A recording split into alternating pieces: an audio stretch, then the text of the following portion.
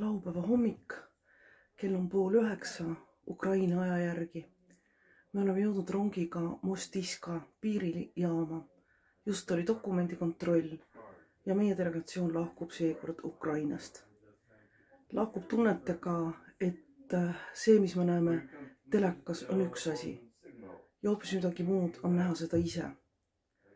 Näha neid pommitatud linnu, rääkida inimestega, kohtuda poliitikutega, kes jätkavad oma igapäevast tööd Ukraina parlamendis. Ja ma arvan, et me saime anda ukrainlastele seda, mida nad neid palusid. Nad palusid solidaarsust.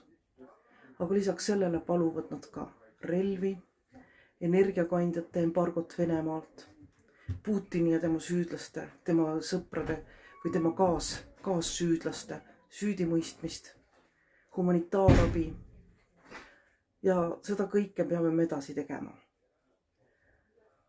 Praegu on olnud paar suurt massimõrva. Fakt on see, et Venemaa ei peatu. Ja kui meie Euroopa Liidus ja NATOs ei aita ukrainlastel täna, homme, ülehomme seda sõda peatada ja seda sõda võita, siis see sõda jätkub. Tulevad uued ohvrid, hukkuvad uued lapsed, naised, eakad, sõdurid. Ja siis jääb see ka meie südametunnistusele.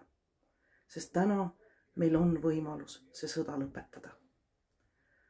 Nii et mina lähen tagasi Brüsselisse, Tallinna teadmisega, et me peame toetama Ukrainat.